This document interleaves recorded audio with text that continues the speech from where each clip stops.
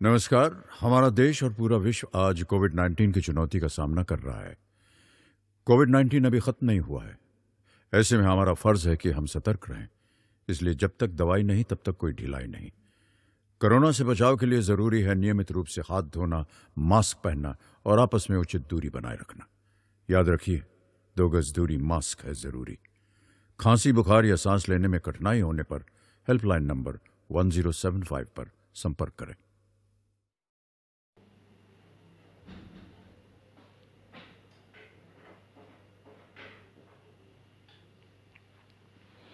Dear student, आज हम health care का यूनिट फर्स्ट का चैप्टर सेकंड स्वास्थ्य आकलन पढ़ेंगे। डियर स्टूडेंट, स्वास्थ्य किसी भी स्वास्थ्य देखभाल व्यवस्था में स्वास्थ्य मूल्यांकन बहुत महत्वपूर्ण है। स्वास्थ्य आकलन के 2 घटक हैं। पहला, स्वास्थ्य संबंधी जानकारी और मूल्यांकन। स्टूडेंट्स, इसका मतलब ये है कि स्वास्थ्य किसी भी अवस्था में या किसी भी व्यक्ति की देखभाल में सबसे इम्पोर्टेंट, महत्वपूर्ण जो हमारा कार्य है वो है मूल्यांकन। जैसे हम किसी भी व्यक्ति को केयर प्रोवाइड कर रहे हैं, मेडिकेशन दे रहे हैं, तो उसका मूल्यांकन कितना है, उसका रिजल्ट हमें कितना मिल रहा है। अगर वह जिस बीमारी के तहत आया है उससे उसको थोड़ा सा आराम मिल रहा है तो हम पॉजिटिव की ओर जा रहे हैं। हमारा मूल्यांकन जो है पॉजिटिव में जा रहा है ना। तो किसी भी बीमारी का सबसे महत्वपूर्ण अंग होता है उसका मूल्यांकन करना। जब आप ट्रीटमेंट केयर दे दिए हैं तो उसके बाद उसका कितना रिजल्ट हमें देखने को मिला है। स्वास्थ्य आकलन के 2 घटक होते हैं। पहला है स्वास्थ्य संबंधी जानकारी, मतलब कि हम व्यक्ति की समस्त जानकारी लें, जैसे नाम, पता, उम्र, व्यवसाय आदि चीज़ें, उसका व्यक्तिगत डेटा लेते हैं। उसके बाद हम देखते हैं उसके वाइटल साइन। वाइटल साइंस में blood pressure, pulse, temperature, respiration, then SpO2, है ना। तो ये मैंने आपको पिछली क्लास में बताया है कि normal blood pressure 120/80 mm of Hg होता है। Normal pulse rate 72 to 80 beat per minute होता है। Respiration 60 to 20 beat per minute होता है। और SpO2 जो हमारा होता है वो 90% टू 100% होता है। और जो हमारा टेम्परेचर है, नॉर्मल टेम्परेचर व्यक्ति का, वो 98.6 डिग्री फ़ारेनहाइट या 37 डिग्री सेल्सियस होता है। तो ये हमारा हुई स्वास्थ्य संबंधी जानकारी। फिर हम ये नोट करते हैं या व्यक्ति मरीज से पूछते हैं कि उसको क्या बीमारी है, किस बीमारी के लिए वो हॉस्पिटल में या डॉक्टर्स के पास दिखाने के लिए या ट्रीटमेंट के लिए आया है। राइट, ये हमारी स्वास्थ्य संबंधी जानकारी हो गई। इसमें दूसरा पॉइंट घटक आता है मूल्यांकन। जब हमने उस बीमारी का उसको ट्रीटमेंट इलाज दे दिया है, पुनः उसको हम 5 दिन या 7 दिन में बुलाते हैं, या पेशेंट हमारे हॉस्पिटल में एडमिट है तो 24 घंटे बाद उसका रिजल्ट कितना आया, उस बीमारी से या उसको दर्द में या उसको घाव में कितना सूखापन या उसकी बीमारी ठीक किया हमने। राइट, ये हमारा मूल्यांकन हो गया। इसके बाद हमारा नेक्स्ट पॉइंट आता है स्वास्थ्य आकलन का उद्देश्य। हम स्वास्थ्य का आकलन क्यों करते हैं, हमारा मेन पर्पज क्या है, क्या उद्देश्य है। पहला, रोगी की सामान्य क्षमताओं, जोखिम, कारकों का डेटाबेस स्थापित करना। मीन्स जो रोगी आया है उसकी नॉर्मल क्षमता कितनी, उसकी इम्यूनिटी पावर कितना है। राइट, इसके बाद जोखिम, वो कितना % उसको रिस्क है, जिस बीमारी के लिए आया है तो उसमें उसको खतरा कितना है। इसका एक डेटा हम बनाते हैं और अपने रिकॉर्ड में लिखते हैं।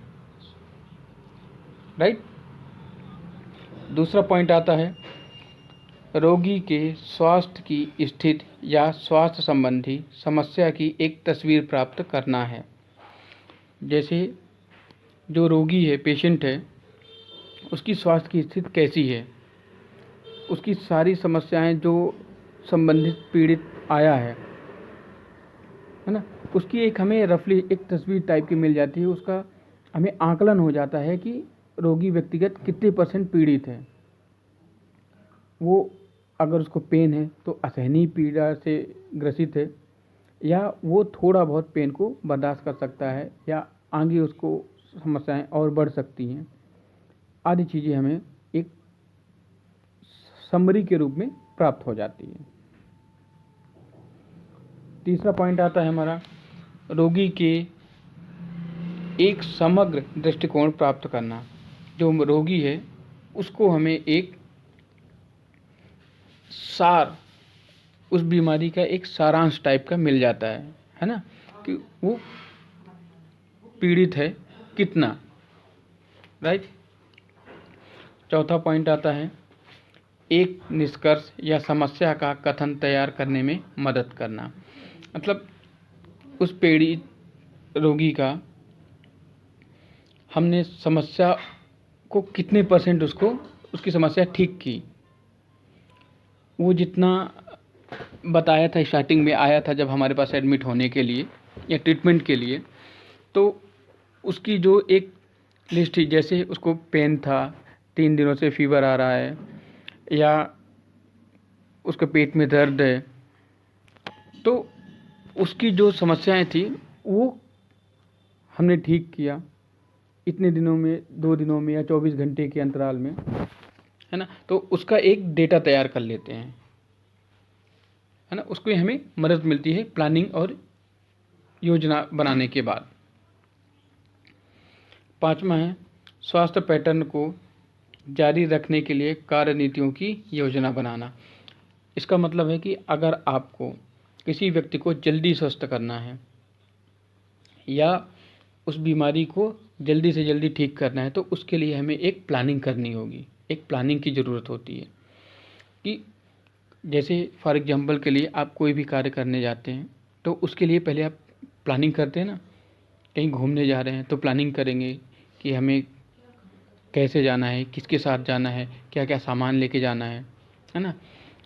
इसी तरह से हमें कोई भी बीमारी को ठीक करने के लिए उसकी कार्य योजना बनाना पड़ता है। पहले आप वाइटल साइंस देखो, उसको कंट्रोल करो, अगर उसमें कोई इम्बैलेंस हो रहा है देन उसकी बीमारी की ओर बढ़ो, राइट। इसके बाद हमारा पॉइंट है स्वास्थ्य आकलन करना। स्वास्थ्य आकलन हम क्यों करते हैं, इसमें पहला पॉइंट आता है सामान्य जानकारी की समीक्षा। सामान्य जानकारी की समीक्षा में क्या है, रोगी का नाम। सबसे पहले हम क्या लिखेंगे, रोगी का नाम। उसके बाद उसका उम्र, फिर वर्तमान बीमारी क्या है। वर्तमान बीमारी का मतलब जिस बीमारी के लिए वो हॉस्पिटल में एडमिट हो रहा है, राइट। दूसरा पॉइंट, स्वास्थ्य आकलन करते समय संक्रमित संवेदनशीलता महत्वपूर्ण होती है। जब स्वास्थ्य आकलन आप कर रहे होते हैं तो जो व्यक्ति या जिस समय पे संक्रमित हुआ है ना, वो किस चीज़ से संक्रमित हुआ है, उस चीज़ को हमें नोट करना बहुत महत्वपूर्ण है। इम्पोर्टेंट है कि हम उस चीज़ को, संक्रमित होने का कारण, जैसे उसके कोई घाव है उसकी वजह से वो संक्रमित हुआ है, या किसी व्यक्ति के माध्यम से वो संक्रमित हुआ है, जैसे सर्दी जुकाम खांसी, या प्रेजेंट टाइम पे कोरोना का चल रहा है ना, कोविड-19, तो वो भी एक पर्सन से दूसरे पर्सन को संक्रमित करता है ना, उसके वायरस। इस तरह से उसका हम संवेदनशीलता, उसको देखना बहुत महत्वपूर्ण है कि वो किस व्यक्ति या किस कारण से संक्रमित हुआ है। अगला पॉइंट हमारा आता है रोगी की तैयारी। इसमें यह है कि रोगी की तैयारी क्या है। स्वास्थ्य आकलन के दौरान रोगी की शारीरिक और मनोवैज्ञानिक ज़रूरतों पर विचार किया जाना चाहिए। जैसे आप स्वास्थ्य आकलन फिजिकल एग्जामिनेशन कर रहे हो, स्वास्थ्य आकलन मतलब फिजिकल असेसमेंट, है ना, या फिजिकल एग्जामिनेशन। उस दौरान रोगी के शरीर में क्या चेंजेस है ना, जैसे कहीं उसको स्वेलिंग है या रेड स्पॉट है या कोई घाव हुआ है, ब्लीडिंग हो रही है, ईटीसी आदि चीज़ें। और मनोवैज्ञानिक मतलब उसकी मानसिकता कैसी है, वो इरिटेबल नेचर का है या सामान्य सोच है उसकी, है ना, या उसकी क्या ज़रूरतें हैं, उस पर हमें ध्यान देने की ज़रूरत है, विचार करना है। चौथा पॉइंट आता है माहौल की तैयारी। माहौल मतलब एक इन्वायरमेंट, वहाँ का इन्वायरमेंट माहौल कैसा है। तो इसमें क्या है, रोगी और जीडीए दोनों के लिए आरामदायक, एकदम शांत, रोशनीदार माहौल होना चाहिए ताकि मरीज अपनी समस्या को बता पाए।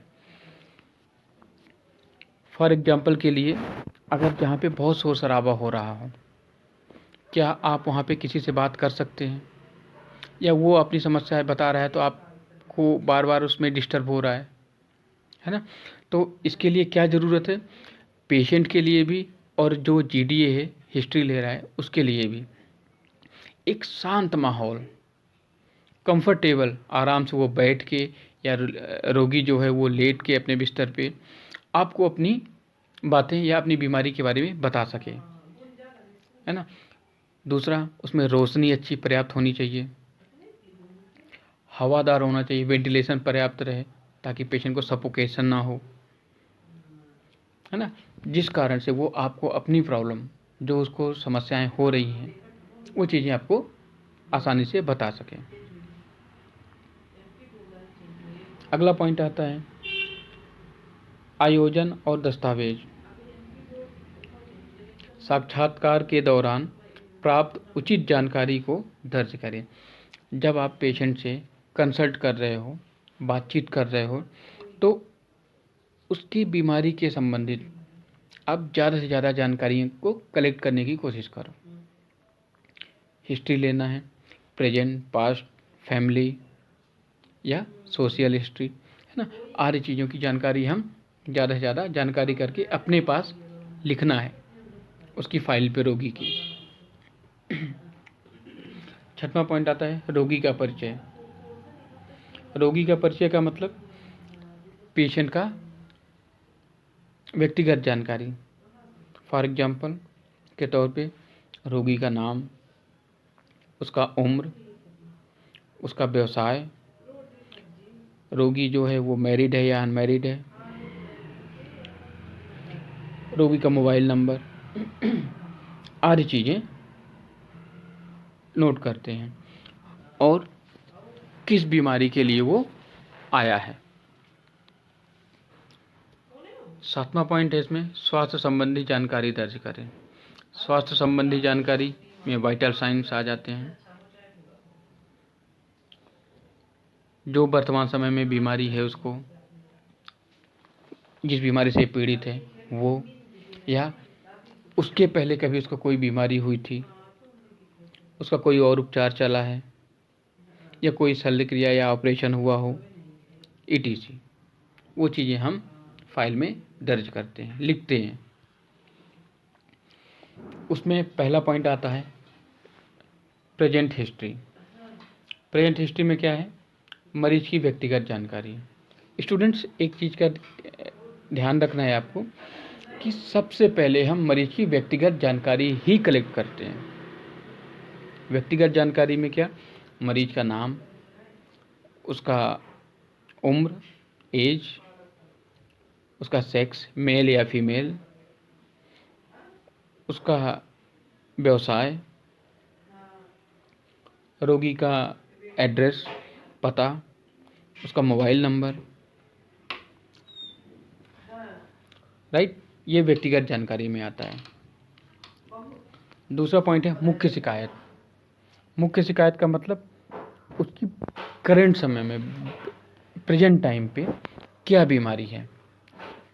फॉर एग्जांपल के तौर पर वो बताता है मुझे पिछले 5 दिनों से बुखार आ रहा है, अभी करंट 2 दिनों से मुझे चक्कर जैसा लगने लगा, है ना, जब मैं उठ के बैठता हूँ तो मुझे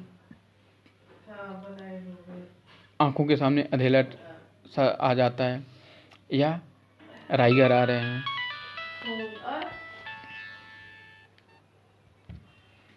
ये उसकी मुख्य शिकायतें हो गई।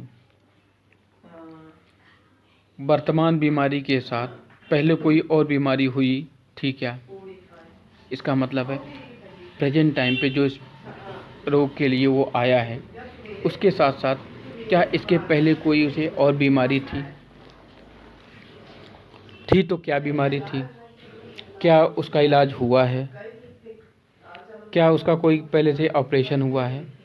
आदि चीज़ें। अगला पॉइंट, कोई दवाई से एलर्जी तो नहीं है। कभी कभी कुछ रोगी को दवाइयों से एलर्जी होती है, ख़ासतौर पर सल्फर ग्रुप की दवाइयों से, है ना।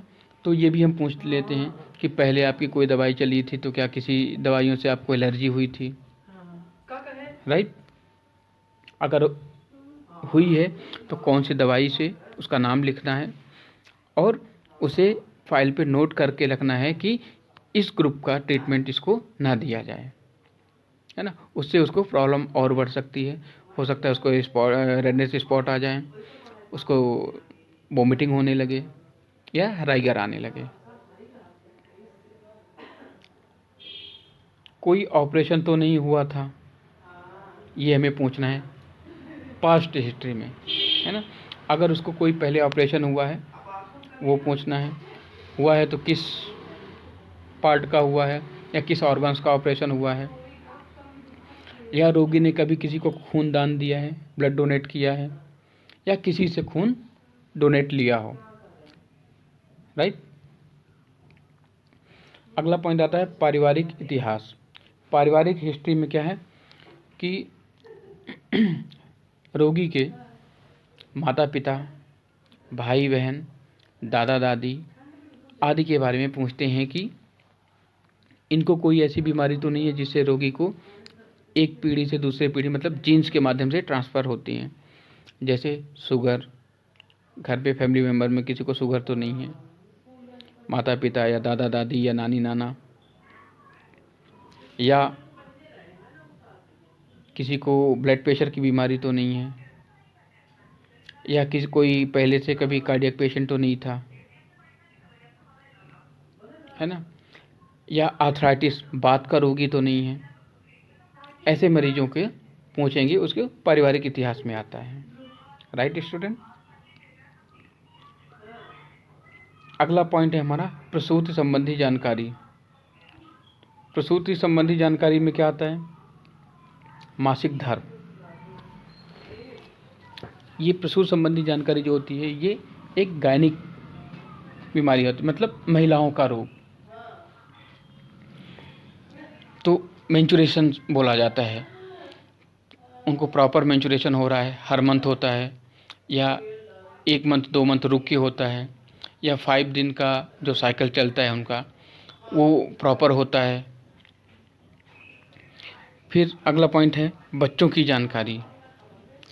ये भी हम साथ में पूछते हैं, क्या आपके बच्चे हैं तो कितने हैं,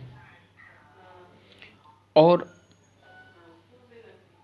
कितने जीवित हैं, या कोई मिसकैरेज हुआ है, एबॉर्शन हुआ है, या कोई बच्चा आपका डिलीवर्ड हुआ है उसके बाद उसकी डेथ हो गई हो किसी अन्य बीमारी के तहत। तो इन चीज़ों के बारे में हम रोगी से प्रसूति संबंधी जानकारी लेते हैं। Right student. Thank you. किशोर अवस्था संबंधित समस्याओं के परामर्श हेतु समर्पित उमंग किशोर हेल्पलाइन के टोल फ्री नंबर 144225 पर संपर्क करें।